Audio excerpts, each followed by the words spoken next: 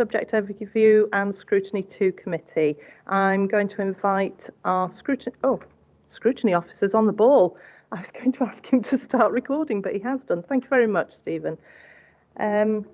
Welcome to all for this meeting of the Scrutiny Overview and Scrutiny Committee 2, which is being convened as a hybrid meeting. The meeting is being recorded and will be available via the Council's website to be viewed subsequently. Everyone participating in the meeting will be accessing it either from the Council chamber or from Civic Offices, Angel Street, Bridgend, and or from remote locations. Should I, as Chair, experience any technical difficulties during the meeting, Councillor Alan Watham will step in and take over temporarily as Chair in my absence, and in his absence, then Councillor Ross Penhale-Thomas will step in. Please can everyone ensure that their mobile phones are switched off or switched to silent mode, please. Members will have received an electronic copy of the agenda, and I will ask officers to present a brief summary of the key points. For the record, the agenda can be viewed on the Council's website. Officers and members are reminded to refer to the to the page numbers contained in the public version of the agenda report pack.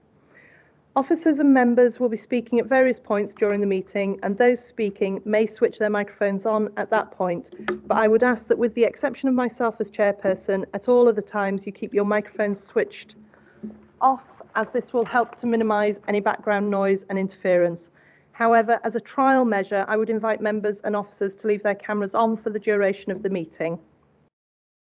Whether attending in the chamber or remotely, if members and officers wish to raise a point or question, they should click the raise hand icon at the top right-hand side of the Microsoft Teams window, and I will come to you in the order I received the requests, with the exception of you three, obviously. If you are in the chamber, please switch on the microphone on your desk, speak directly into the microphone to allow those who are remote to hear you clearly. Please lower your hand once you've finished speaking. The instant messaging chat button has been disabled for this meeting. Please do not use your microphone until I invite you to do so. Officers from Scrutiny will be supporting the meeting and will be monitoring the use of microphones throughout its duration, and where necessary will mute those not being used. I will ask officers to introduce themselves when I invite them to speak during the course of the meeting. They too should ensure microphones are switched off when not in use. I will now proceed to the agenda. So, item 1, apologies for absence. I will now ask the Scrutiny Officer to announce the apologies for absences received.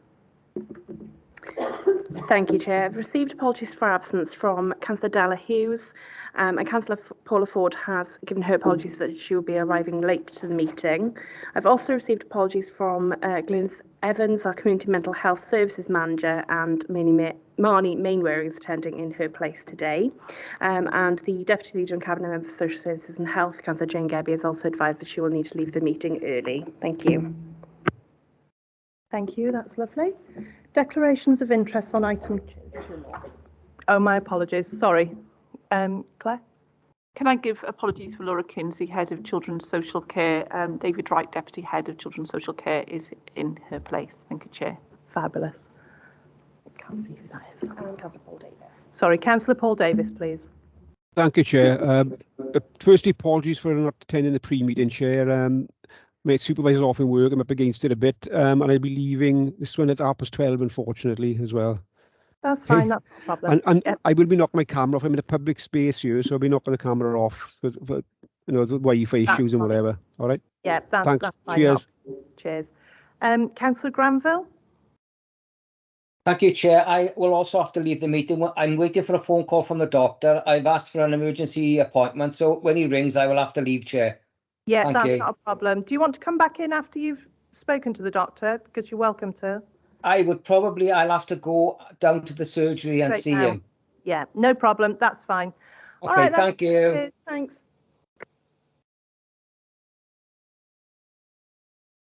Right, so if there's no more apologies for absence, move on to item 2, declarations of interest. If any member has an interest to declare in any matter on the agenda, please click on the raised hand icon and I will come to you in turn for you to declare your interest. Any declarations? No, that looks lovely. Thank you very much. So number 3, approval of minutes. Can I please have a mover and a seconder for each sets of minutes? Going through. I'll move, Chair. I haven't got to them yet. You're on the ball. So, 16th of February 2023. Maxine, Councillor Lewis. Fabulous, you'll move. Would anyone like to second? Anyone? Seconded. Who was that? Sorry. Eugene. Oh, Eugene. Thank you, Councillor Kaparos. 27th of March 2023. Thank you, Maxine Lewis, Councillor Lewis.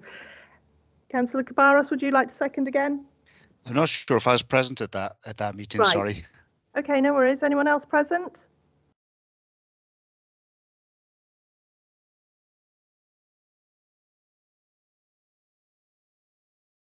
Right, I'll second those. And then 10th of July 2023. Councillor Lewis will move. Anyone else to second? Seconded, Eugene. Thank you, Councillor Kaparos. Wonderful. So moving on to item 4, the Adult Community Mental Health Services. I'll ask the officer to briefly introduce the report. I will then call upon members who indicate they wish to speak by raising on the raise hand icon in turn. I do notice that we've got a number of COSC members who have come in already, and it's lovely to have you here. However, I'm just going to remind you that on this report, you need to leave this to our committee members to speak, because you're here for the COSC one later on. So I will hand over to the officer. Thank you.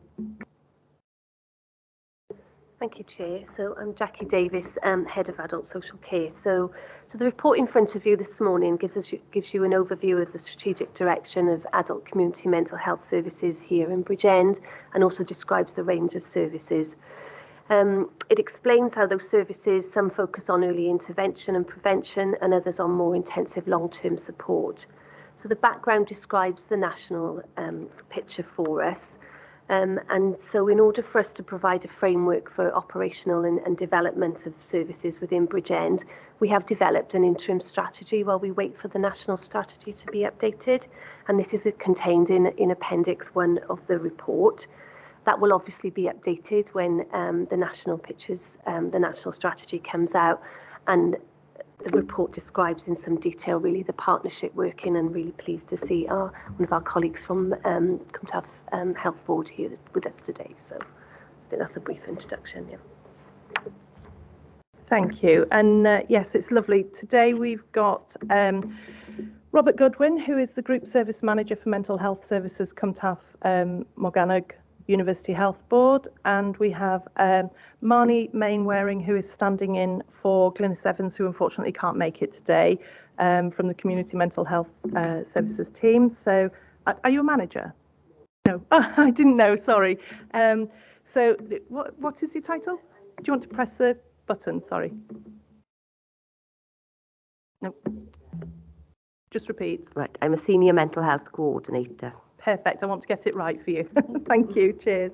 So members, and we obviously have Mark Wilkinson, who is Group Manager from the Learning Disability, Mental Health and Substance Misuse team here as well. So members, if you've got any questions as well going forward, we have got extra people on the panel today, so please feel free to make use of that as well. And going on, we will take a look through the questions that we have rehearsed earlier. So going to page 22 first, please. And I will take you to my apologies, 2.7 on page 22.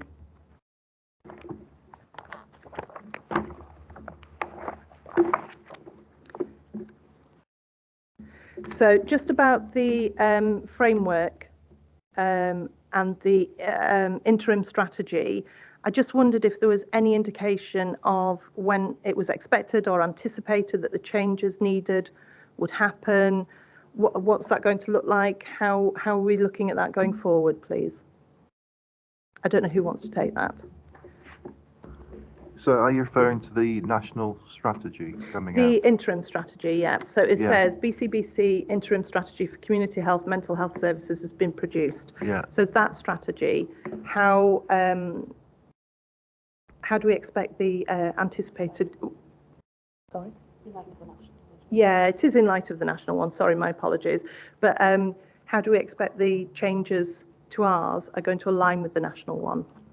Well, okay. The national one, I'm sure, will flow from the existing strategy, Better Together for Mental Health, and also the other guidance we've had from the Welsh Government recently.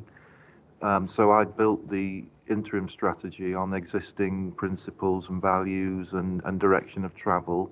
So I don't anticipate that the new national strategy will diverge from that to a great extent, and we'll be able to tune our interim strategy in with the national one, hopefully quite easily and without having to make too many big changes. You know, Yeah. the direction of travel in mental health services has been fairly clear since the 2012 launch of the previous national strategy, and we've been working to a set of principles and values which we're all signed up to. I can't see that they will change radically with the new strategy, so hopefully we can hook in fairly seamlessly when it comes out. Yeah, and if there is any change of strategy, be it just a slight variance, we're in that position to be able to make those changes Yes. quite quickly, aren't we? Yeah, absolutely. Right, grand, fantastic. Okay, yeah, no, that answers my questions. Thank you. If you want to close your mic. So moving on to page 23, paragraph 3.3. Oh, sorry, Claire, did you want to come in? Only to say, I think, just to add to what Mark has said and provide that assurance really, at a regional level, we've got a Together for Mental Health partnership.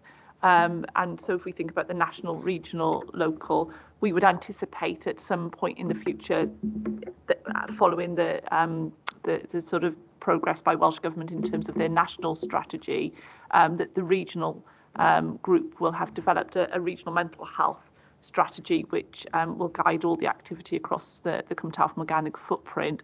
For us in Bridgend, we didn't want to wait for that, so I think that's why this interim strategy is really important. With Robert and Mark particularly, we've got very well established local partnership working, also working in partnership with third sector partners, and you know, strong involvement from people on the ground as well with lived experience of mental health. So that's how it all sort of fits together really. I think we felt that there was perhaps too much of a gap waiting for the new national and regional strategies, and this is why this interim strategy has been brought forward. No, thank you. I think that's wise actually to do the interim, because you're right, there is quite a wide gap there and we can't leave that gap. So thank you very much for bringing that in. Right, moving on to page 23, paragraph 3.3. I believe Councillor Alan Watham had a question on the social care and recovery team item. Councillor Watham? Yes, thank you, Chair. Just a quick couple of questions really in relation to this paragraph. First one is, can people self-refer in relation to this? And for example, agencies, in a typical case, how long are the team involved and what do outcomes look like? So thank you for that. No problem. Who would like to take that? Mark? Yeah, thanks for the questions. Yes, it's an open referral system to the team, so anybody can refer, individuals can refer themselves, or agencies can refer on behalf of individuals if they have the consent of that person to do so. The typical intervention period for this team is 12 weeks, and the idea and purpose of those interventions is to help people return to their normal state of living, I suppose, rather than being needing more intensive services which will be provided through the secondary services and the community mental health teams. So in that way, it's a prevention and early intervention service designed to try and support people at an early stage in them feeling mentally unwell, to avoid that deteriorating and hopefully get people back on their feet and functioning as quickly as possible. Thank you. Does that answer your question, Councillor Wattham? Yeah, thank you for that, Chair. Thanks very much for that concise answer. It was nice, wasn't it? No, I just have a very quick question supplementary to that as well. You said that individuals can self-refer. What's the pathway for them doing that? Do they come to the mental health teams? How do they do that? So there's a phone number, there's an email account, there's a referral form, and we'd help people complete that if necessary. It's on the council's website, and we make it widely available through the usual channels of the mental health contact numbers. There's a number of them, but including this one. Fantastic. That's good to hear. Thank you very much. Lovely. So moving on to page 23, I have a question on 3.5, paragraph 3.5. It's about the mental health teams, and it's about the 300 referrals per quarter. And it says, but there has been a notable increase in the number of young people on the autistic spectrum being referred. So I just wondered if there was a reason for this increase. What does notable look like? I mean, I know you're saying it's notable, but is it a significant jump upwards? Is it heightened levels of anxiety? And is there necessary training in place for that? If so, is it possible to see a training plan for that? Just general questions around that, please. Thank you. Okay, yes. I think it's fair to say that people on the autistic spectrum and people with neurodiversity are appearing more and more in all parts of adult social care, not just in mental health services. I think that the main reason for that is that there's been an initiative in Wales which culminated in the launch of a code of practice for autism in 2021. That code of practice helped to establish a diagnostic framework across Wales for people with ASD. I think that the professional staff in our teams are much better at recognising the symptoms of people with autistic spectrum disorder, and I couldn't actually give you the figures today, but I could find out that the prevalence is significant, and a lot of new referrals coming into mental health services are from people who are on the spectrum or are neurodiverse. So it's a challenge, and we've been working closely with Rob and his people to develop a joint training plan, which is close to being completed, which will include training around ASD and neurodiversity. But ahead of that, we have BCBC is about to launch a comprehensive ASD training program for our social workers and social care staff, and that's been devised jointly between our training team and our ASD specialist worker, Deb Mitchell, who has helped to interpret what's in the code of practice and what's expected of us to be able to train our staff on. So that's been very welcome, and that will be rolled out right across the board of social care. Thank you. That's very interesting to hear. I'm particularly interested in the training plan and the code of practice, and perhaps as part of the recommendations, if we can ask for those to be sent to members, because I think they'll find those interesting going forward as well, if that's possible. Yeah, that's absolutely possible, and the code of practice is currently under review. The Welsh Government is reviewing it, and we've had some questions to answer, and there's been some interviews with people. So I imagine that the code of practice will be revised in due course, but the existing code, it can be made available. Perfect. That's wonderful. Thank you very much. Thank you for that. Moving forward, page 24. Oh, apologies, Mr. Goodwin. Continue. Yes, the whole neurodiverse area is a big challenge for us, and we've seen a particular rise in the number of ADHD referrals. This is a UK-wide issue, and there's a new regional ND group being established in the Health Board, and there's a hackathon being developed for the 20th of October. And I will be liaising with local authority colleagues to ensure that they're involved fully in that day. So that's something for us to look forward to in terms of mapping out the way forward for ND services across the region. Sorry, you said a hackathon, did you say? Can you just elaborate what that is in layman's terms? Yes, please? I mean, I've not been to one myself. Colleagues may well have been. It's quite a new way of thinking about how to develop services. So bring together all stakeholders, service users, carers, practitioners, all together in one room, and then spend the whole day to try and describe what the issues, problems, concerns are, and how the service can be redesigned going forward in the future. So you come away at the end of the day with a plan. So it's a single event that has an end product, which is becoming quite a useful tool, I think, going forward. I think that is a really useful tool. And do we, just as a question to perhaps the cabinet member or the head of directorate, do we do that sort of thing? Do we do hackathons, cabinet member? Thank you very much, Chair. Yes, I'm actually opening the hackathon for ND. We've already run some for children and young people.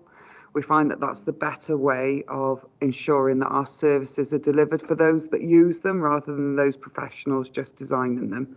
Yes, I appreciate it. Our professionals have to have some input, but actually the service is for those who use them. So we need to have those with lived experience, and we need to ensure that they feed in. And, you know, just a point of reference, I suppose, one of the biggest requests we had from those with LD was that we use simple language. Now, that isn't something that's expensive. We don't have to change any service delivery or the way we're delivering services, but it's just one way of identifying. They said they can't understand letters that come through the door. So we're doing this for ND, so it's across the spectrum. It will be health board, any local government colleagues, our third sector, voluntary organisations and those with lived experience. They'll all be in one room and we'll set them challenges all day. Thanks very much. That's really good to hear. And just on the point of learning disability and the accessibility there that you were talking about, with neurodiversity, because obviously people with neurodiversity implications in their lives, do we address those and adjust accordingly? Because not everyone will look at a piece of paper, or that, you know, do we do vocal letters to them, things like that as well? So we would ask anybody coming into services how they want to be communicated with, because that's right and proper. What I would say, Chair, is I'm neurodiverse myself, and one of the biggest challenges I find is actually we just need to be straight and we need to be honest, but that's nothing that you won't have heard me say before. What I would say as well in relation to our LD is we need to be very careful, because there's only so much you can do, and in relation to the ND, so I suppose for some reassurance, not only are we doing that open day, we've actually got an online provision as well that we'll be taking forward, because actually that's more accessible for other people, so we want to ensure that we get everybody, but just for that reassurance, Chair. Thank you. I'm glad to hear that there is quite a wide variety there, because you're right, it is important that we're accessible, but accessible in the way that our users need it to be accessible, not the way that we prescribe it to them. So I'm really heartened to hear that. Yes. I was just going to add really to that part of our training plan that Mark talked about looks at the different levels and the ways, and you know, the prevalence of people coming into all parts of adult services, not just mental health services, and some of those traits really for people that are undiagnosed, for instance. And part of our plan is ensuring that level 1s all the way to level 4 really is that people are acutely aware of the communication needs of individuals and how that might be different in every single person. So yeah, it is part of our ongoing piece of work that we're doing across the service. Thank you. That's heartening as well to hear about undiagnosed individuals being considered as well, because I think that is important as well going forward. Right, thank you very much for that. That was very interesting. Page 24, paragraph 3.5. we have done, have we? No, we haven't. Sorry, my apologies. This is my eyesight, I can tell you now. Sorry. Page 24, 3.5, let's start again. Maxine, I believe you had a question on this. Thank you, Chair.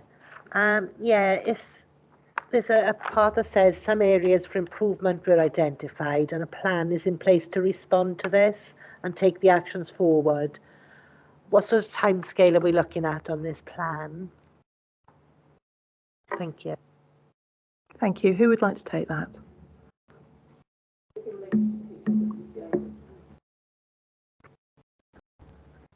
Yes, so exceptionally positive report following the joint visit. In fact, the best report I think I've ever read. It was just testimony. It's just fantastic report. So, you know, congratulations to the staff who were involved in putting such a good show together for the inspectors. There were very few recommendations in terms of the inspection report. There was some about improving communication with patients subject to a community treatment order that have been introduced already. And there was I think the report contained more examples of best practice rather than issues for improvement. And there were lots of them. For example, the development of the integrated way in which care and treatment plans are developed and service users are involved. There were some minor issues around the storage of medications in the CMHT, but generally, I think the report was very, very positive. Are you content with that, Max? Councillor Yes, Lewis? thank you. Thanks for that. Okay, lovely, thank you. Just very quickly, with the storage of medications, what was the issue that they raised around that? It was the recording of the issuing of medication. I think that wasn't considered to be a major concern of them at the time, and it was resolved straight away. Perfect, lovely. With the That's help what of we. the pharmacy department. That's what we like to hear, that it's resolved. If there's an issue, we want to see a resolution, so that's good. Lovely. Thank you. Right, moving on. Max, I think you're coming back in again, Councillor Lewis. Yes, it's me again. Right, it's about the ARC service in Bridgend. I don't know if there's an issue with staff in there as with everywhere else, but I've got a resident that comes to me and he was referred to ARC by his GP. He's been for appointments and the person hasn't been there. He's had appointments cancelled. He's been there and they don't know what he's there for, and that's just one person. I just wanted to know, is that something that's a big issue? I'm very sorry to hear that. The ARC service, we pride ourselves on being a service that wouldn't have that kind of experience with someone coming into it. It's a very responsive service. There's a high throughput of people. It's well organised, and I've never heard that kind of reception that someone has had before. So I'd be more than happy to, if you can give me some details, be more than happy to look into that in some detail and see if I can find out what's happened and unblock it.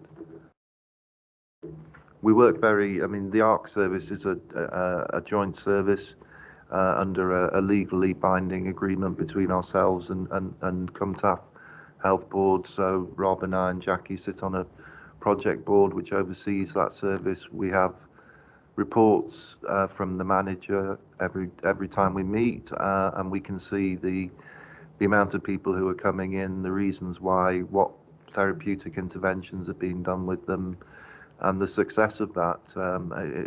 It is, I think, a successful service overall. So I'm very sorry to hear that report, but I'll do what I can to find out and put it right. Are you content with that answer, Councillor Lewis? Yeah, that's fine. Can I just ask a quick question moving on from that as well? If you do have service users that have a negative experience, do they have a feedback mechanism to be able to let you know that that was their experience? Yes, I mean, there's the complaints procedure would be one of the routes they can take. We also have service user groups where people are able to say what they think, and I think the staff who work in the ARC service are more than happy to sit down and talk to individuals who may be dissatisfied. Marnie can tell you that social workers will often pick up people who are not having the experience they had hoped for in mental health services, and so social workers and the CPNs and the CMHTs also can help people navigate through mental health services, which can sometimes be a little bit daunting to people who are not familiar with the kind of journey that some people have who go into, particularly into secondary and higher tier mental health services. So we do try and make sure at all points of that journey that people are able to say what they think and express their views and express their dissatisfaction if that's how they feel. Yeah, because that was going to be my next note on that obviously when you are suffering with mental health issues, it can be really, really overwhelming and daunting to make that first step and to make that complaint. If you're dissatisfied with the service, how do you advocate for yourself? So I'm quite heartened to hear that there is that pathway and that support through that pathway as well. And I'd suggest as well, Councillor Lewis, if you perhaps get in touch with Marnie potentially afterwards, and then we can see if there is that support and that pathway through for the individual that you're concerned about as well, if that's okay. Fantastic. Yeah, thank you. Jacqueline? Just to add to that as well, we also commission an independent advocacy service, and people, we will signpost people to there as well, particularly if they're trying to navigate and they need that independence really. So we've got quite a robust advocacy service here in Bridgend as well. Fantastic. Can we circulate that information to councillors as well across the whole of the council, not just the committees here? Because I think that would be quite handy for them to know that information in those pathways. Thank you.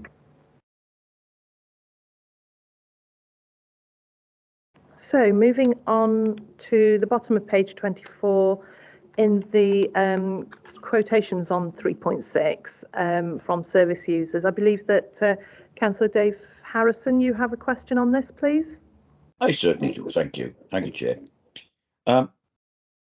In this paragraph with ARC, it is quite heartening to see that we're helping so many people. Unfortunately, we just heard that there was one that isn't, but that's another story. At the bottom in the quotations there, we have invaluable service available. It's amazing, but there's no identification to what courses that they actually partake in. And I think it would be nice to know what courses are being run. Thanks.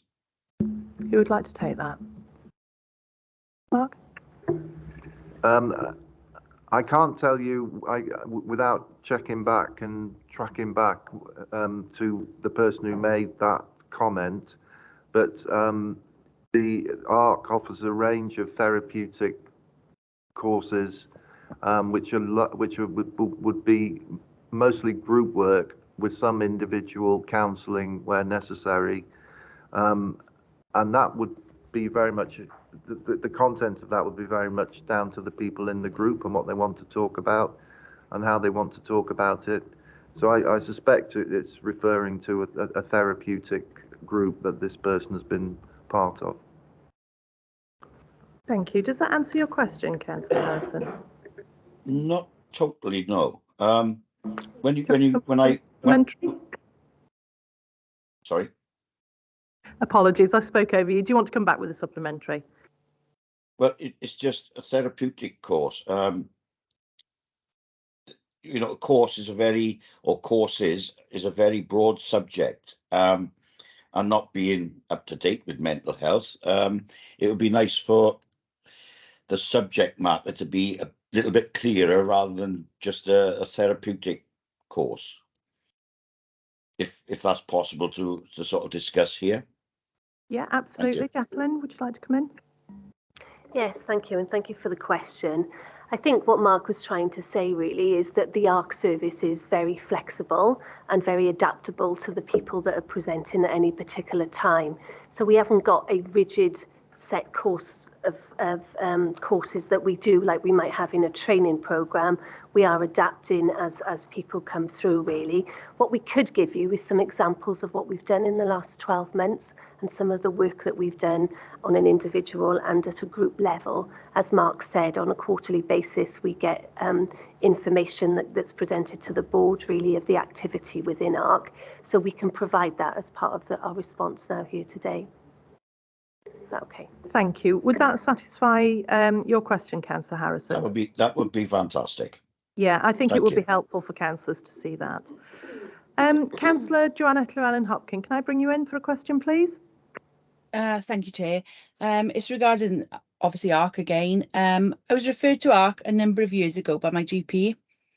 I was wondering what significant changes you've made in the last couple of years, because all I left with was a bag full of leaflets on where I could go to get help. Thank you. Thank you. Who would like to answer that? Jacqueline?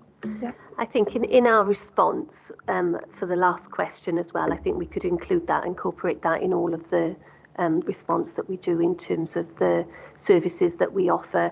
And as I say, they are adapting all the time, really. COVID made us adapt, and then since then our recovery in the community has made us adapt some of the stuff. So we'll provide all that back to you. Would it be fair to say then that there has been improvements in recent years? Yes, yes. So one thing that springs to mind for me is the work that we're doing around people that are in employment and wish to maintain it. So we've got a specific officer that works in that area. So that's adapted as people are coming to us, really. So at all times we're looking at the level of need that people are coming to us, whether that's anxiety, depression, family relationships, trying to keep in employment, and we're adapting our staff skill base in order to manage that. So fantastic. Does that answer the question for you, Councillor Llewellyn-Hopkins? Yes, thank you, Chair. Thank you. Okay, I just want to bring Robert in. Sorry, I think we've got hands flying up here because we haven't got computers, so I'll just bring him in. Oh, thank you. I mean, the scheme's continuously evolving, and we're trying to set the service within the community much more. So it's always been seen as a community hub, but we're more and more trying to reach out to those parts of Bridgend, Ogmore Valley, Garw Valley, Maesteg, using the resources from the ARC. There's some innovative projects as well being funded through the budget, which the guys have been really central to. Small third sector grant schemes, which have just created a huge range of local services for people. We also host a number of specialist services in Bridgend, such as the perinatal team, and that team runs courses for young mums in the ARC now, as do other services. So what you'll see now, hopefully, if you attend the ARC, is a really vibrant service. I think it always was, but increasingly so, which provides more of a range of community services for people in the community, which is where we want to increasingly provide those services. Thank you. And I think that's really heartening to hear about the perinatal services as well, because that's really important. And for a long time, as a mother of 3 children, I know I suffered with postnatal depression and I couldn't get help when I needed it. So it's good to hear that that has progressed and moved on as well. So thank you. Mark, did you want to come back in? Yes, thank you. Just to add to that, the ARC played a critical role, I think, in supporting people during the pandemic. It continued to operate, although people were working mostly from home, although there were 1 or 2 people who were office-based, but the service continued, and obviously demand from the community in Bridgend grew during that period, and I think the ARC did a very good job of responding to a lot of people who found themselves in a difficult situation during the period of the pandemic. And again, that's added to the developmental aspect of the work that we do in the ARC, and learning from that on how we can best tailor the service to meet the needs of the people in Bridgend. Thank you. Does that answer the question for you, Councillor Llewellyn Hopkins? Yes, thank you. Perfect. Councillor Ross Thomas, can I bring you in, please? Chair, my questions are overarching, so if there are members who have got specific pointers on the pages left in this report, happy for you to take those first, if that works for you. Okay, do you want to wait and come in at the end then? Yeah, I just put my hand up so you didn't forget me, Chair. I would never forget you, Councillor Penhale Thomas, never. Thank you, cheers. So moving on, bottom of page 24, Councillor Kaparos, you have a question? Yes, thank you, Chair. I was just wondering if anyone could tell me what age groups are ARC accepting. Are they accepting referrals from colleges? And where they are dealing with young people, are they seeing the majority of it through what's been described as challenging behaviours, or are we seeing the general sort of issues, anxiety, depression, stress, bereavement, family issues, etc., in the youngsters on a sort of equal sort of level as we are with adults, or are we only picking up the behaviour things in general? Thank you. Mark? So we have some very detailed information about that question, which is in the report, quarterly reports that I referred to earlier. That explains the age range of people being referred to the service, the reasons why they've been referred to the service, and the kind of interventions the service does with them. So we'd be more than happy to provide that information, which would give almost individual detail about what the activity in the ARC is. I think rather than, because obviously it's another report that councillors haven't seen, is there any way that you could just give a brief outline of that answer here, just for Councillor Kaparos as part of this, and then potentially we could look at the reports later as well. Okay, so the ARC works with adults mostly, and the information we get shows a breakdown by age range of the people who access the ARC service.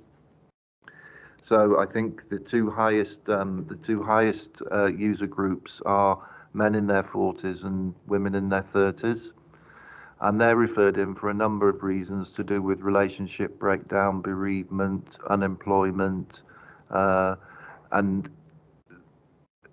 again, the information shows in some detail what that looks like. So when someone's referred into the ARC, they have an initial assessment, and then a plan of support is worked out for them, and that may be signposting them onto other services. It may be that they'd have a service through the ARC, or maybe they'd go to one of the groups that the ARC has funded over the last 2 years in the community. So it's very flexible, very, very person-centered and individually based, and the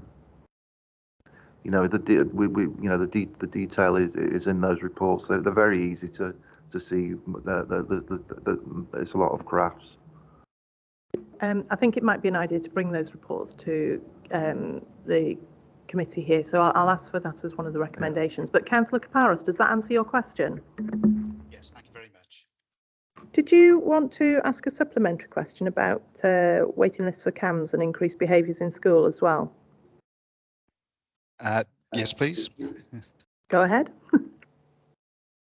Well, just exactly that. I was wondering if you can provide us with an update on how we're getting on with the waiting list. Are we seeing any? I know there's a great increase in the demand on the directorate. Are we seeing that in this area as well? Can I just bring Cabinet Member Jane Gebby in as well? Thank you very much, Chair. This is supposed to be for adult mental health, and you haven't actually got the correct officers here for CAMS, is what I want to say, for community and adolescents. If you want to see something around that, that's fine. We're quite happy to bring it here, but I wouldn't expect officers to be able to answer that. Well, I would certainly, but only in the briefest of terms. Absolutely. I think there's a slight crossover though as well, Councillor Gebby, because you have, in essence, young adults in college who are going into adulthood, and there's that crossover period. And I think members want to be assured that they're able to access the correct service at the right level for them as well. So I'm going to allow the question to stand and see if anybody can answer it in the briefest of forms, but I am mindful of what you've said. Claire? Yeah, Robert might well be able to add to this, but just to, I suppose, provide assurance about how we're working together in terms of CAMS. The reason that Laura Kinsey, Head of Children's, isn't here this morning is that regional heads of children's services are meeting with CAMS colleagues this morning.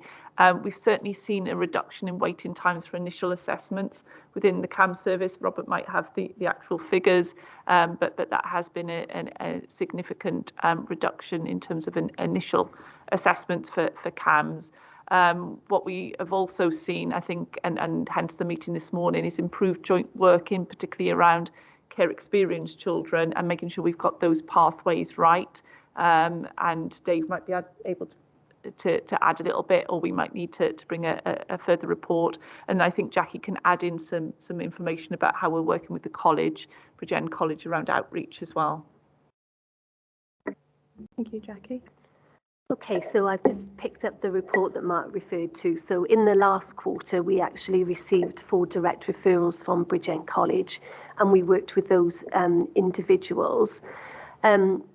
Those individuals are being referred to us for emotional support because of anxiety, depression and low mood, not actually because of their challenging behaviour. So the services that we provide at ARC aren't those that so it's about those as individuals and how and we're supporting them to maintain their college placement and you know, sometimes it could be family relationships, it could be confidence, all of those things really. So thank you. Robert, and then we got a hand up behind you as well. Thank you. Not part of the question, but attended the open day of Meadowview last week. What a triumph for the authority and partnership working. Fantastic facility. In terms of the waiting times for assessments under the measure for people with mental health problems, that's part 1A. We haven't got anyone now in CAMS waiting over 28 days, so massive improvement there. And we want to make sure that that's sustainable in the long run so that we don't fall back in those busy periods when demand rises, for example, during exam time and when term time starts again. But really good progress there.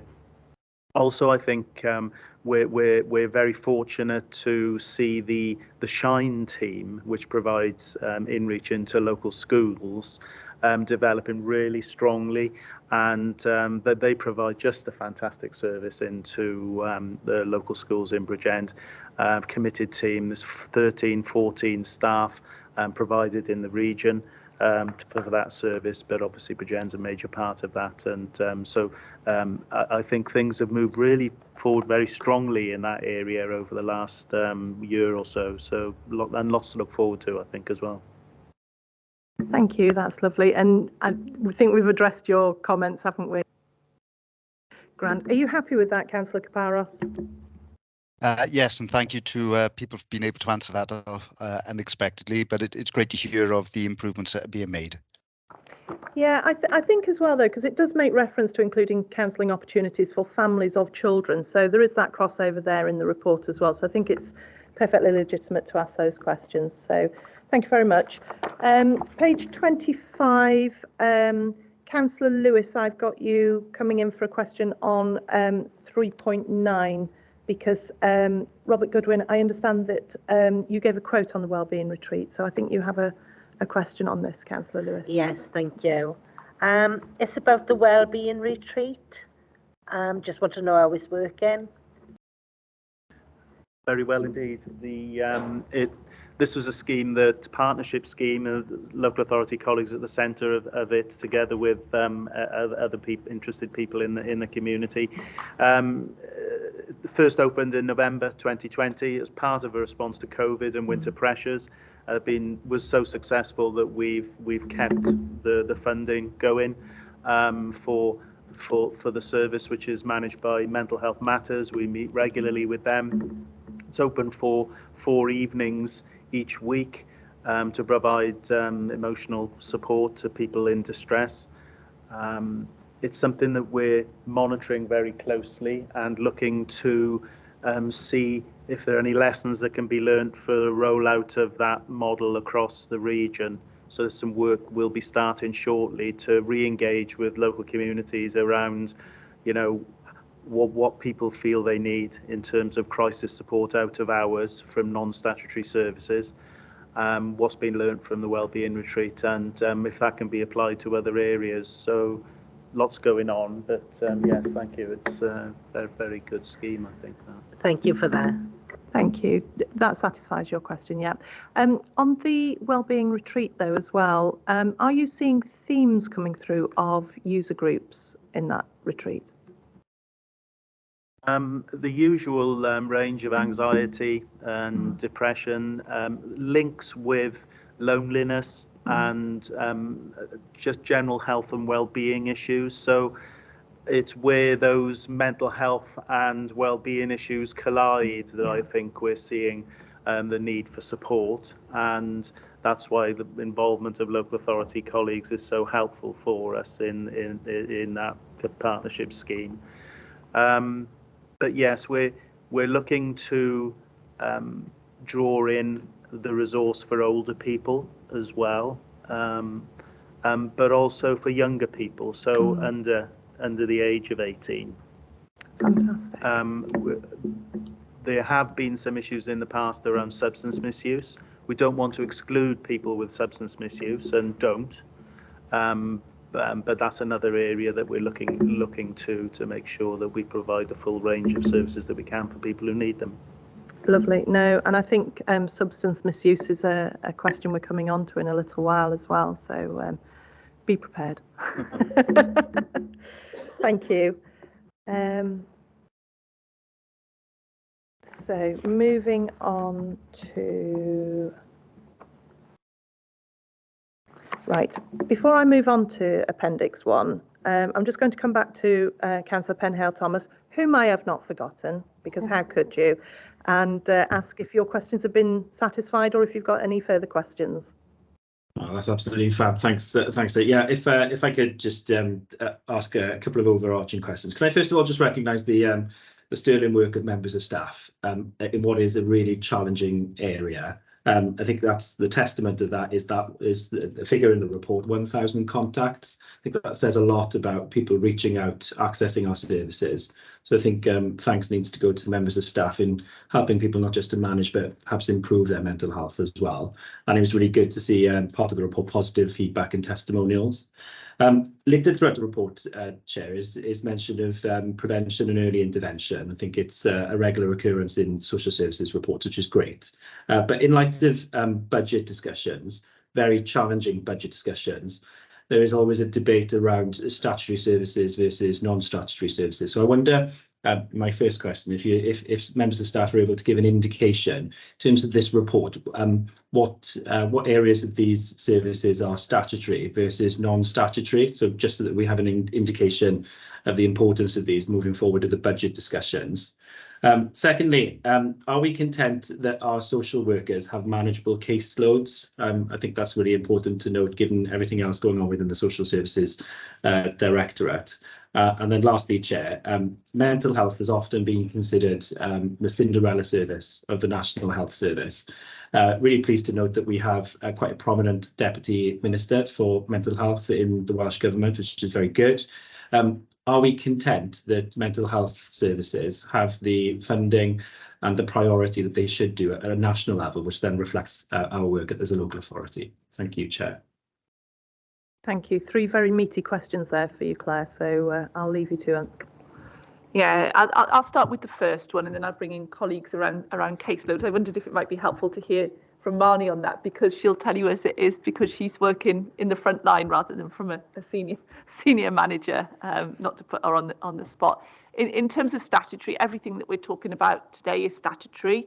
We've got a mental health measure in Wales. It's got 4 parts, all of which are statutory, including primary mental health services. So a lot of what we've talked about this morning are primary mental health services. We've talked a little bit about the CMHT, the Community Mental Health Team, which is where we get into secondary mental health services, but everything under that mental health measure is statutory. We've got a range of prevention and wellbeing services here in Bridgend.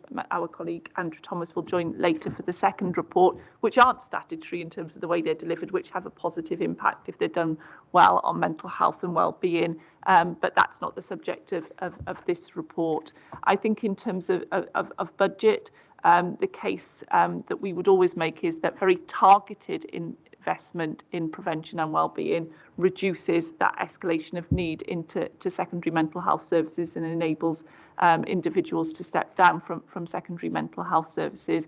I would say that that's got to be targeted and very evidence-based. So when we're talking about the ARC, the wellbeing retreat and other primary mental health services, is about, you know, really having that oversight, isn't it, about the cost effectiveness and effectiveness of those interventions, which are more cost effective than people coming into secondary services. But we need to make sure that that case is very strongly made for both the local authority and the health board. Shall I pass to you, Marnie, then, in terms of caseloads? Yeah, excuse me. I think in mental health we do have manageable caseloads. We have some caseloads which are very complex. We have some more primary sort of work that we do. We have good supervision across mental health services, and I think that ensures then that people are working to caseloads that are manageable and safe. There are some very complex caseload work, people who do very complex work in the CMHTs, and perhaps their numbers may be lower than for people who are working in the primary care services. So I think the answer to that is yes, we have got manageable caseloads, we do have good supervision, and we make sure that all the social workers feel that their caseloads are safe and they're able to manage them well. Jacqueline? Well, as the head of service, I'm very pleased to hear you say that, Marnie. But actually, we know it's true, really, doesn't it? Because in the report, it talks about the CMHT inspection report that we had in the north. And some of the findings from there actually reflect the experience of our staff working in that service. But just to go back to the statutory and non-statutory question, really, some of the configuration of our team. So in the report, it talks about the social care and recovery team. We've had quite a discussion about our ARC services and the wellbeing retreat. All of those are early interventions to stop people escalating up to into the complex or more the higher end, really, in terms of mental health, really. So we're quite fortunate here in Bridgend that we've got such great partnerships and that we've been able to develop these services. So we're trying to support people at all levels of their when their needs are presenting, really. So thank you. Are you answering part of the question? Yes, that's what I was going to. If you want to answer it, that's fine. I think the third part of the question is then about the priority. I would say that Bridgend has got very long-standing partnership working here. People like Mark, people like Robert, sorry to say, have been around a long time, and Jackie, but have, you know, we're quite innovative, actually. We're often asked about how innovative and creative we are, but the partnership agreements we've got, you know, these are formal legal agreements for the ARC, for example. Other parts of Wales don't have that, but it shows the commitment of our organisations to mental health services. And I think the fact that during the pandemic there was more innovation and creativity, the development of the wellbeing retreat to respond to that immediate need, shows that isn't a historic thing, that it has continued in recent years as well. So colleagues are to be commended for that. And I think it's important that we, as we go into these difficult discussions, remember what is good and what we value here, and also are cognizant that if these things weren't there, the risk is, and not a theoretical risk, but there is a risk that people's needs would escalate pretty quickly and actually cost more money and have poorer outcomes for them in secondary services. Thank you. Does that satisfy your answers there, Councillor Penhale Thomas, especially the one about budgetary concerns? Yeah, that was absolutely fab, and thanks, Chair. A lot of positive consistency in those answers. But if I can just ask a very sneaky supplementary, if you'll indulge me, just mentioning what Jackie was talking about, and Claire referred to it as well, escalation. So I will take an educated guess that we have X number of people reaching out to our services at crisis point, which obviously is costly. But more importantly than that, it potentially ruins people's lives, and the time frame for which they can manage their mental health and become well again is that much more extended. So is there anything more that we can be doing, really, to lower the number of people that may be reaching us at crisis point, which involves then far more extensive services then? Thanks, Chair. Thank you. Who would like to take that? I'm sure there's more that we could be doing. We have, as Claire described, already quite a comprehensive early intervention and prevention service, but it could be extended, it could be improved. Rob spoke about the groups that we supported through the ARC service over the last 2 years. That's been a small grant scheme which has enabled us to supplement the funding of a range of local groups who work in the community in prevention and early intervention. So we have got quite a good network, but I'm sure it could be expanded, and I'm sure we could do more. Thank you, Robert. Yeah, just wanted to just say how wonderful the AMP team is in Bridgend. They're at the centre of our response to crisis services, and they do such a fantastic job. We're fortunate as well that patient flow, which is a massive issue in the health service, in mental health, I think we manage patient flow very well with local authority colleagues. Local authority colleagues turn up regularly to our discharge planning meetings each week, and there is that flow out of the system. But I do think in terms of the future investment, one of the priorities should be around accommodation in the community, so that we can make sure that people receive the services that they need in safe and local facilities. And Mark's accommodation group and Jackie's interventions as well, that Claire, I know we all prioritise accommodation, but it's a major issue for us going forward, and there's financial implications for us having to invest in the independent sector in a way that could, I think, be maybe optimised, could be improved. So just a comment on accommodation. Thank you. Councillor Gebby. Thanks very much, Chair. I suppose the contribution I want to make is that we've sat here all morning and discussed mental health. When anybody has a physical health problem, we don't reference the physical bit, it's just a health issue. Mental health is very much the same. 1 in 4 people have a mental health concern throughout their lifetime. That is a significant figure. And actually, we need to get better as politicians about having discussions around people's poor mental health, because everybody has mental health. It's just good or bad at the time, and it's on a swinging pendulum as well. Do we need to change that conversation? More people will come forward if there's not such a stigma around saying that I've got poor mental health. I think that's something we as members can pick up. So I'm very grateful to officers, because they'll send us around a whole ream of information to share and guide and advise and signpost people to. But I would always suggest that we look at our language around this, and it's about being more open and transparent. Thanks very much. I think you raise a really good point there, actually, because I've noticed myself that my children's generation are far better at talking about mental health as on a par with physical health, and they are far swifter to look after their mental health than ever our generation was. And I think that's a really important shift. And you're right, as politicians, I do think we do have to catch up with that, because society is moving that way anyway. Why would we not? So you raise a really good point there. Thank you.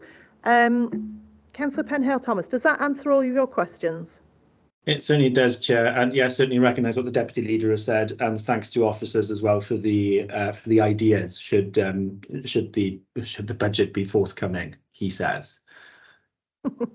Thank you. Cheers. Right, so moving on to Appendix 1, starting on page 29.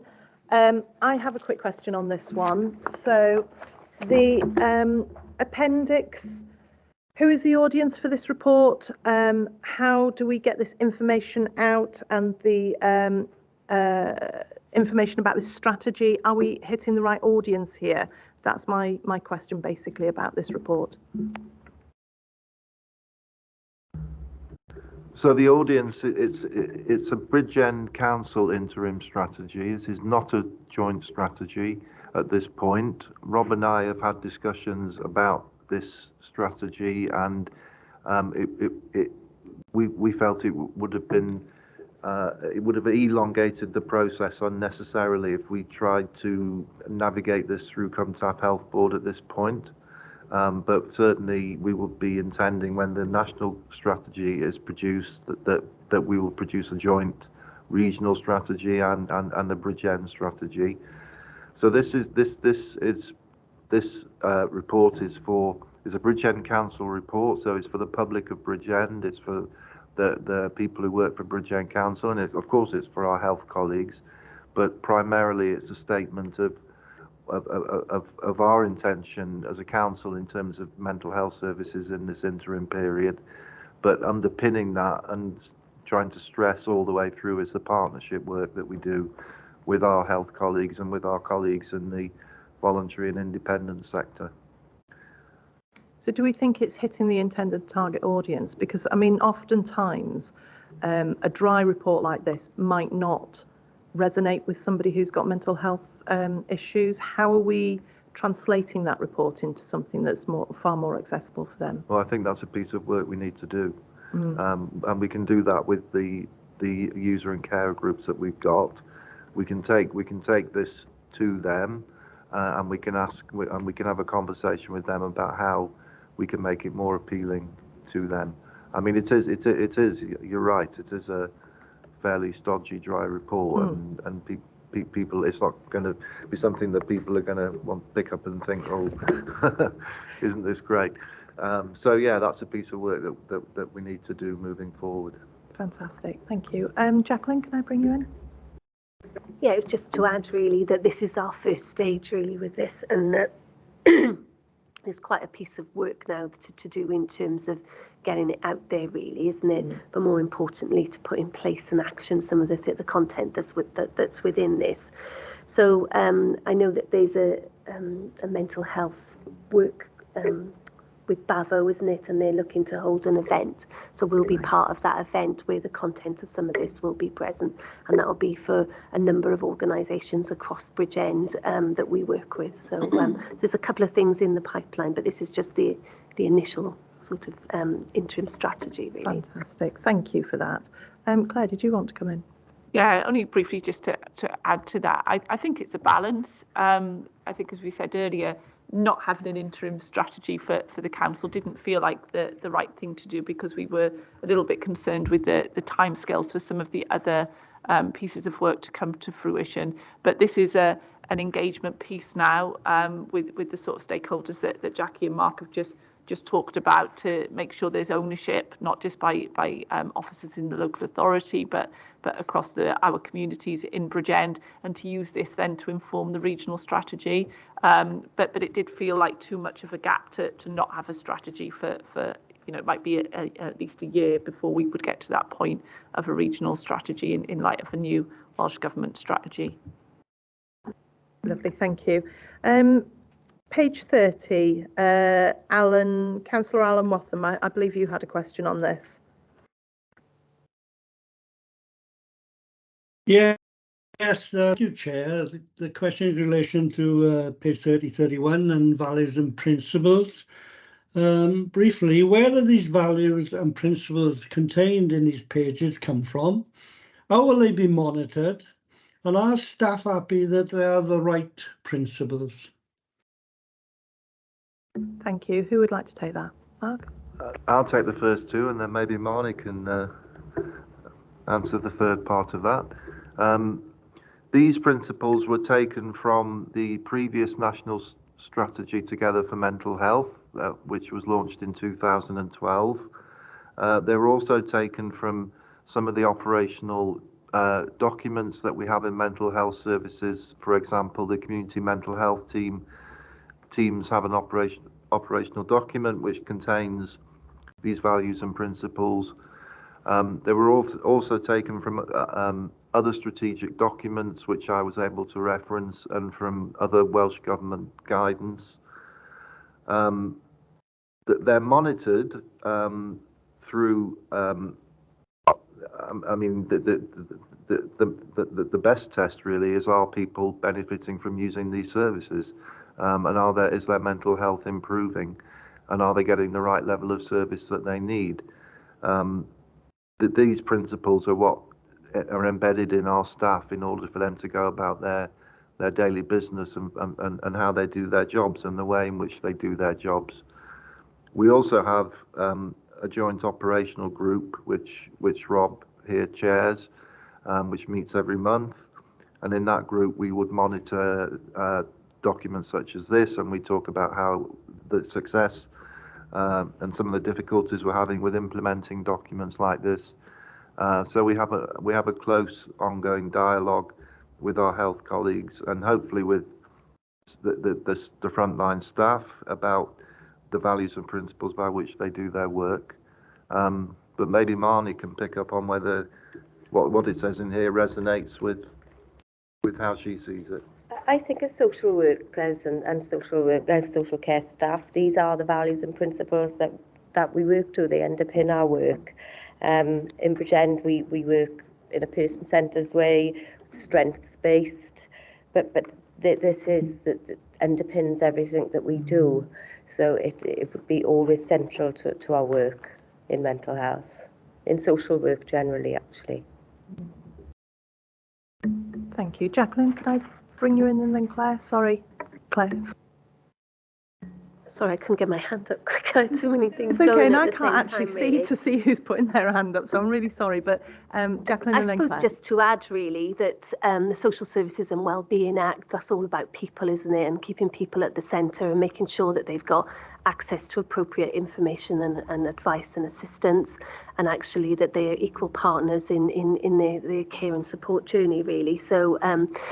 So as Mark said, these come from Together for Mental Health. They're underpinned in our statutory legislation, but also we've recently launched a new practice model in adult social care within Bridgend, and all of these principles are aligned in that. So our social workers are trained in that way, but actually our practice model is for all our professionals that are working in adult social care, really. So it underpins everything that we do, really. Thank you. Claire, can I bring you in? And the only thing to add to everything that's just been said is they're also in professional codes of practice. So you know, any registered professional needs to work to these values and principles. Thank you. Does that answer the question for you, Councillor Watham? Yes, many thanks for that. Fully answers all the questions. Thank you. Yes, I agree. It was very comprehensive. Thank you. Moving on to page 33 and joint training halfway down the page. Councillor Maxine Lewis, I believe you have a question. Thank you, Chair. As someone who works in the community, would I be able to access these sessions, these training sessions? And are they mandatory for all sort of council staff? Mark? This list of training was generated at a workshop that was held earlier this year with members of Rob's team and members of my team, who came together to talk about what they felt their training needs were, and what training we could and should do together as social and healthcare staff working together. So this is a list of some of the highlights that came from that discussion. There's going to be another workshop later this year where we're going to discuss this list with colleagues in the voluntary and independent sector to see whether this resonates with their training need. And then we'll put together for next year a joint training plan, which will be open and accessible to colleagues in the voluntary and independent sector. So these will be available, given resources and our ability to deliver them. There'll be a mix in here of mandatory training and non-mandatory training. Some of it is and some of it isn't. But I think the important thing for me is these are what our practitioners in mental health services felt was important for them, and they needed to know more about and train more about. Thank you. Does that answer the question for you, Councillor Lewis? Yes, thank you. Thank you. Councillor Penhale-Thomas? Thanks very much, Chair. Sorry to reverse this back to page 30, but Mark just mentioned very briefly voluntary services. So can officers just give us a very, very quick flavour of how we may be working with the likes of Mind, Platform, Mental Health Matters, for example, just a very quick flavour. Thanks. Can I just bring the Cabinet member in first, and then I'll come back to officers. Thanks very much for your question. I think it's quite pertinent. One of the things that I would say is we've got a mental health roundtable with all our third sector and voluntary organisations participating in that. That isn't run by us as a council. That's run by the local assembly members for Bridgend and Ogmore. I think we're very fortunate to have that space, and it's really a good opportunity for us to share. What I would also advise Max, I'm really sorry, Councillor Lewis. Yeah, see, I don't call people by their surnames. I call them by their first names when I see them. I would also like to advise Councillor Lewis that she can access some of these trainings through Barvo. They set up lots of independent training sessions for volunteers within the community, so it might be worthwhile having a discussion with them. Thanks. Thank you for that. Councillor Penhale-Thomas, did that answer your question? Yeah, great to see that partnership working taking place. Thanks, Chair. Thank you. Lovely. If there are no further questions from members, and I will just check, are there any further questions? No, then I shall bring this report to a close. I'd like to thank the invitees. What I am going to do is I'm going to put us into a short recess for 10 minutes whilst we swap over. But thank you very much for attending and for answering the questions so openly and honestly. It's been refreshing to hear those answers. So thank you very much. Appreciate that. And if you're not required for the next report, you may leave and we will have a short recess for 10 minutes. Councillors, if I can have you back by 27 minutes past. Thank you.